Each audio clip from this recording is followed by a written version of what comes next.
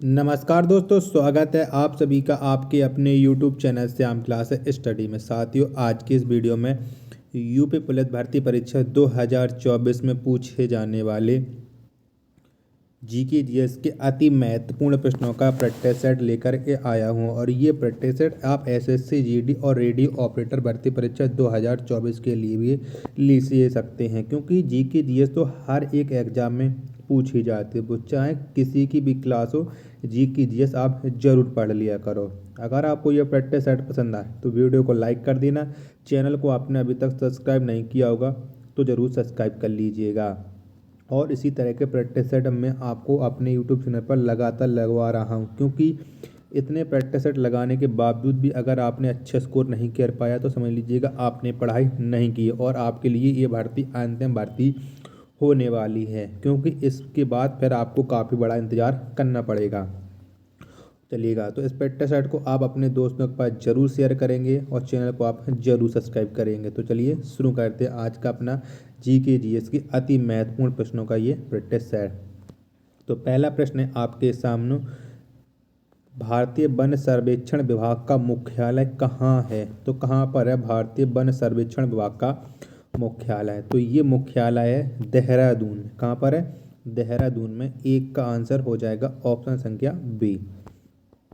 प्रश्न संख्या 2 है आपके सामने कि ब्लैक हिल पहाड़ियाँ किस देश में हैं? तो कौन से देश में है ये ब्लैक हिल पहाड़ियाँ? तो ये हैं यूएसए में। कहाँ पर है? यूएसए में है ब्लैक हिल पहाड़ियाँ। 2 का आंसर ऑप्शन संख्या ए हो जाएगा। प्रश्न संख्या 3 है आपके सामने कि हरे पौधों में प्रकाश संश्लेषण की इकाई क्या कहलाती है? तो क्या कहलाती है बताइएगा कि हरे पौधों में प्रकाश संश्लेषण की इकाई? तो ये क्वांटोसोम कहलाती। क्या? क्वांटोसोम कहलाती है। 3 का आंसर ऑप्शन संख्या डी हो जाएगा। प्रश्न संख्या 4 है आपके सामने कि मानव शरीर में रक्त से अवांछनीय पदार्थों को कौन पृथक करता है? तो कौन करता है? मानव शरीर में रक्त से अवांछनीय जो पदार्थ होते हैं उन्हें वृक्क अलग करता है। कौन? वृक्क। यानी 4 का आंसर हो जाएगा ऑप्शन संख्या सी। प्रश्न 5 है आपके सामने कि पिच ब्लेंड से कौन सा रेडियो एक्टिव तत्व प्राप्त होता है? तो कौन सा होता है बताइएगा कि पिच ब्लेंड से। तो पिच ब्लेंड से जो रेडियो एक्टिव तत्व प्राप्त होता है उसका नाम है यूरेनियम। कौन है? यूरेनियम है। 5 का आंसर ऑप्शन नंबर डी हो जाएगा। प्रश्न संख्या 6 है आपके सामने कि विश्व साक्षरता दिवस कब मनाया जाता है? तो कब मनाते हैं हम विश्व साक्षरता दिवस, ये आपको बताना है। तो ये प्रतिवर्ष 8 सितंबर को। कब? 8 सितंबर को विश्व साक्षरता दिवस मनाया जाता है। 6 का आंसर हो जाएगा ऑप्शन संख्या ए। प्रश्न संख्या 7 है आपके सामने कि मगध का प्रथम राज्य वंश कौन था? तो कौन था मगध का प्रथम राज्य वंश? तो ये था मगध का प्रथम राजवंश हर्यक वंश। 7 का आंसर ऑप्शन संख्या ए हो जाएगा। प्रश्न संख्या 8 है आपके सामने कि आगरा के किले में मोती मस्जिद को किसके या किनके द्वारा बनवाया गया था? यानी किसने बनवाई थी आगरा किले की जो मोती मस्जिद है, ये आपको बताना है। तो जो आगरा किले में मोती मस्जिद है इसे शाहजहां ने बनवाया था। 8 का आंसर ऑप्शन संख्या सी हो जाएगा। प्रश्न संख्या 9 है आपके सामने कि इंडियन मिरर पत्र के संपादक कौन थे? तो कौन थे? तो इंडियन मिरर जो पत्र है और इसके संपादक थे केशव चंद्र सेन। कौन? केशव चंद्र सेन। 9 का आंसर ऑप्शन नंबर बी हो जाएगा। प्रश्न 10 है आपके सामने कि पिट्स इंडिया एक्ट कब पारित हुआ? तो कब पारित हुआ था पिट्स इंडिया एक्ट, ये आपको बताना है। तो ये पारित हुआ था 1784 में। कब? 1784 में पिट्स इंडिया एक्ट पारित हुआ था। 10 का आंसर ऑप्शन संख्या ई हो जाएगा। प्रश्न संख्या 11 है आपके सामने कि जलियांवाला बाग हत्याकांड के समय भारत का वायसराय कौन था? तो कौन था उस समय भारत का वायसराय जब भारत में जलियांवाला बाग हत्याकांड हुआ था? तो उस समय लॉर्ड चेम्सफोर्ड था। कौन था? Lord Chelmsford. 11 का राइट आंसर ऑप्शन संख्या सी हो जाएगा। प्रश्न 12 है आपके सामने कि संविधान के किस अनुच्छेद में मंत्रिपरिषद के बारे में चर्चा है, यानी कौन से अनुच्छेद में मंत्रिपरिषद के बारे में बताया गया है। तो अनुच्छेद 74। किसमें? अनुच्छेद 74 में मंत्रिपरिषद के बारे में चर्चा है। 12 का आंसर ऑप्शन संख्या बी हो जाएगा। प्रश्न संख्या 13 है आपके सामने कि मरे डार्लिंग नदी के किनारे कौन सा देश बसा है। तो कौन सा देश बसा हुआ है ये आपको बताना है। मरे डार्लिंग नदी के किनारे तो ये ऑस्ट्रेलिया। कौन सा है? ऑस्ट्रेलिया देश बसा हुआ है। 13 का जो आंसर होगा वो ऑप्शन संख्या ए हो जाएगा। प्रश्न 14 है आपके सामने कि प्रकृति में कौन सा कार्बनिक यौगिक की मात्रा सबसे अधिक है।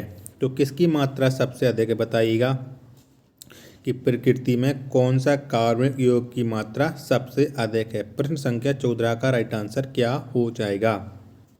तो सेलुलोज की मात्रा सबसे अधिक है। 14 का आंसर ऑप्शन संख्या बी हो जाएगा। प्रश्न 15 है आपके सामने कि मैन ऑफ डेस्टिनी किसे कहा जाता है। तो किसे कहा जाता है मैन ऑफ डेस्टिनी? तो ये कहा जाता है नेपोलियन को। किसे? नेपोलियन को मैन ऑफ डेस्टिनी कहा जाता है। 15 का राइट आंसर हो जाएगा ऑप्शन संख्या डी। प्रश्न संख्या 16 है आपके सामने कि नील दर्पण के लेखक कौन हैं। तो कौन है नील दर्पण के लेखक? तो दीनबंधु मिश्रा। कौन? दीनबंधु मिश्रा है नील दर्पण के लेखक। 16 का आंसर ऑप्शन संख्या सी हो जाएगा। प्रश्न संख्या 17 है आपके सामने कि शेरे कश्मीर किसे कहा जाता है। तो किसे कहते हैं शेरे कश्मीर? तो शेरे कश्मीर के नाम से जाना जाता है शेख मोहम्मद अब्दुल्ला को। कौन? शेख मोहम्मद अब्दुल्ला को जाना जाता है। 17 का आंसर ऑप्शन संख्या ए हो जाएगा। प्रश्न 18 है आपके सामने कि इंग्लिश चैनल तैर कर पार करने वाली प्रथम महिला कौन है। तो कौन है प्रथम महिला जिसने इंग्लिश चैनल तैरकर पार किया है? तो वो महिला है आरती साहा। कौन है? आरती साहा हैं। 18 का आंसर ऑप्शन संख्या बी हो जाएगा। प्रश्न 19 है आपके सामने कि उत्तर रामचरित के लेखक कौन हैं। तो कौन है उत्तर रामचरित के लेखक? तो भावभूति। कौन? भावभूति हैं उत्तर रामचरित के लेखक। 19 का आंसर ऑप्शन संख्या डी इस प्रश्न का राइट आंसर हो जाएगा। प्रश्न संख्या 20 है आपके सामने कि कांग्रेस ने गोलमेज की किस बैठक में भाग लिया। तो कौन सी बैठक में भाग लिया था कांग्रेस ने? तो कांग्रेस ने गोलमेज की केवल द्वितीय बैठक यानी केवल दूसरे में भाग लिया था जो गांधी जी गए थे। यानी 20 का आंसर ऑप्शन संख्या बी इस प्रश्न का राइट आंसर हो जाएगा।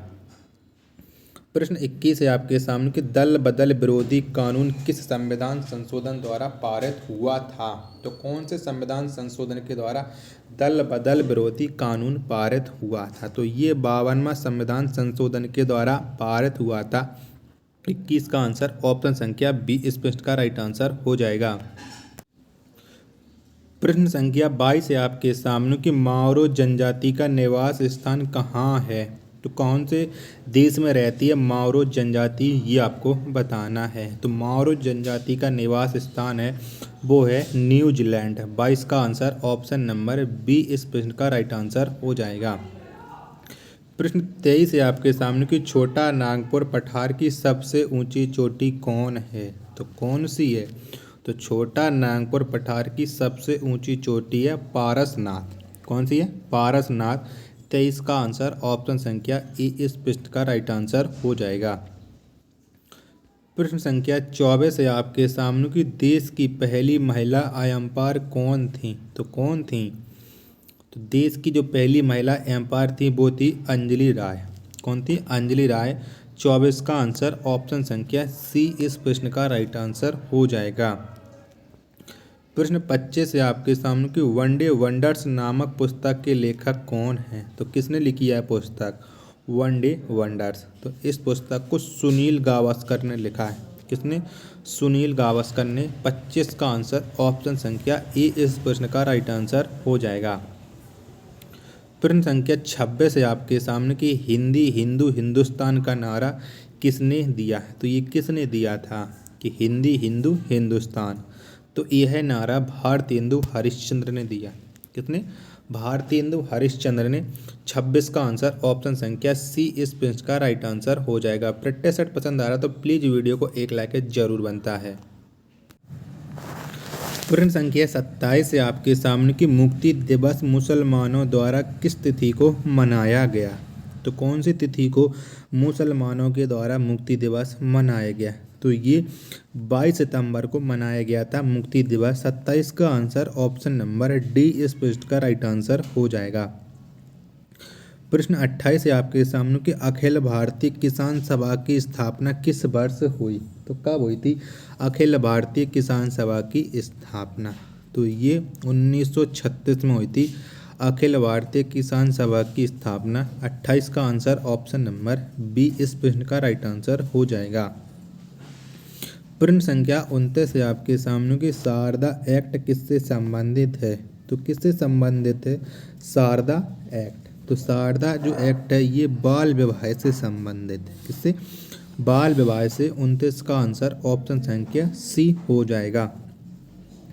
प्रश्न 30 है आपके सामने कि आयरन शब्द किस खेल से संबंधित है।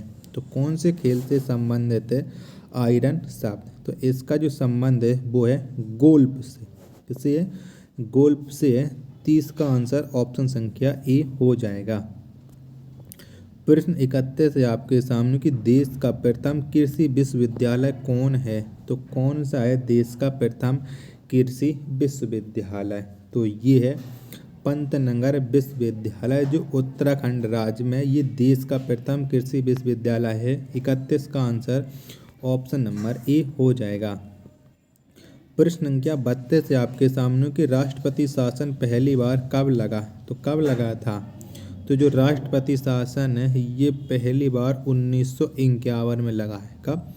1951 में। 32 का आंसर ऑप्शन नंबर बी इस प्रश्न का राइट आंसर हो जाएगा।